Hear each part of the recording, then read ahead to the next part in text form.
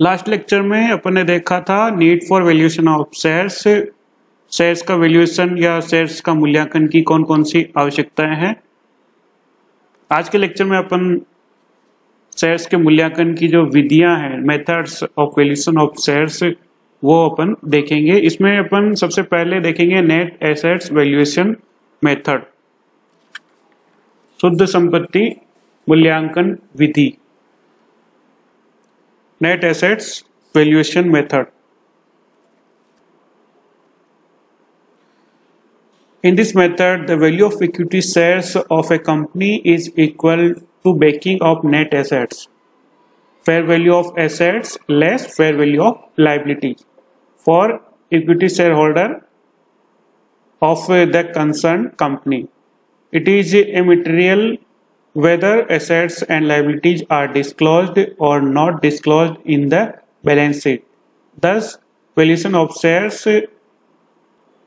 valuation of all reported and unreported assets and outstanding liabilities, including contingent liabilities, if any, are taken to their current value to arrive at net assets, which is the basis for assets backing valuation method, valuation of shares.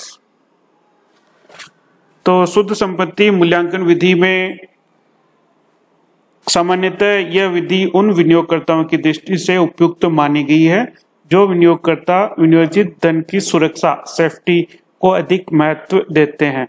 यह विधि इस मान्यता पर आधारित है कि अगर company समापन पर भी चली जाए तो भी अंशधारियों को शुद्ध संपत्तियों में से आनुपातिक हिस्सा अवश्य प्राप्त होगा।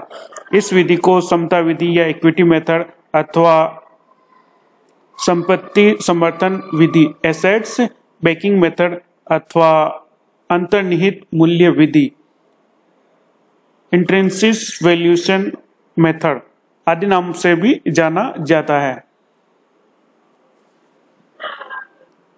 Procedure for valuation of net assets.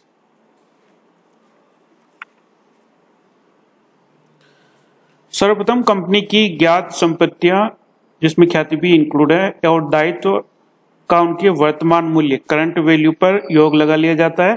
सामान्यतः संपत्तियों के वर्तमान मूल्य से तात्पर्य व्यवसाय में प्रयुक्त उपयोगी संपत्तियों का वर्तमान प्रतिस्थापन मूल्य, करंट रिप्लेसमेंट वैल्यू, तथा व्यवसाय के लिए अप्रयुक्त और अनुपयुक्त संपत्तियों का वर्तमान वसूली मूल्य, करंट रियलाइजेबल वैल्यू होता है। समस्त विनियोगों को उनके वर्तमान बाजार मूल्य पर शामिल किया जाता है, इंक्लूड किया जाता है।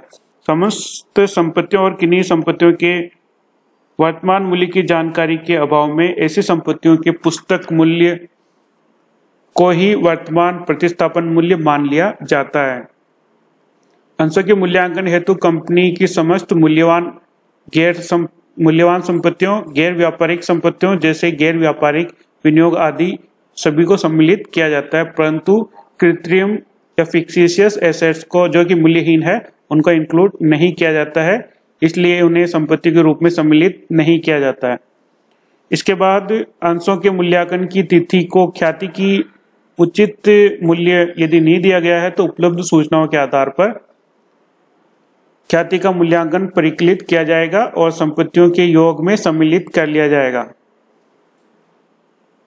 इन सभी संपत्तियों की राशियों के योग में से समस्त बाह्य दायित्व जैसे कि ऋण पत्र, सुरक्षित और असुरक्षित दीर्घकालीन और अल्पकालीन ऋण, करों के लिए देय अथवा अनुमानित देय राशि, व्यापारिक लेनदार,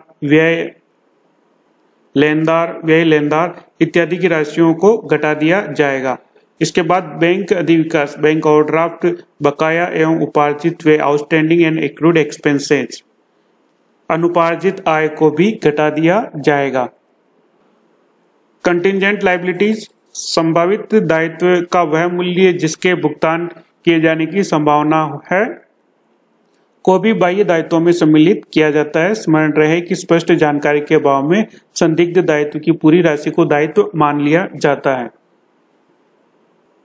इक्विटी शेयर्स की इंटरेस्ट वैल्यू, समता अंशों के अंतर्निहित मूल्य के परिकलन हेतु पूर्वाधिकार अंशों की पूंजी, उन पर न चुकाया गया लाभांश, प्रस्तावित लाभांश तथा संचयी लाभांश अधिमान अंशों की बकाया लाभांश arrear of cumulative preference share dividend को भी घटा दिया जाएगा।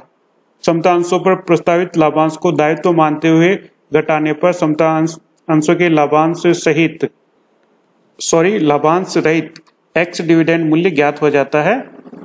समता अंशों पर प्रस्तावित लाभांश को दायित्व के रूप में नहीं घटाने पर समता अंशों का लाभांश सहित कम डिविडेंड मूल्य ज्ञात होता है। इन स्टेप्स के पश्चात समता अंशधारियों के लिए उपलब्ध शुद्ध संपत्तियां net assets available to equity shareholders की राशि में से समता अंशों की संख्या का भाग देने पर प्रति समता अंश का अंतर्निहित मूल्य ज्ञात हो जाता है।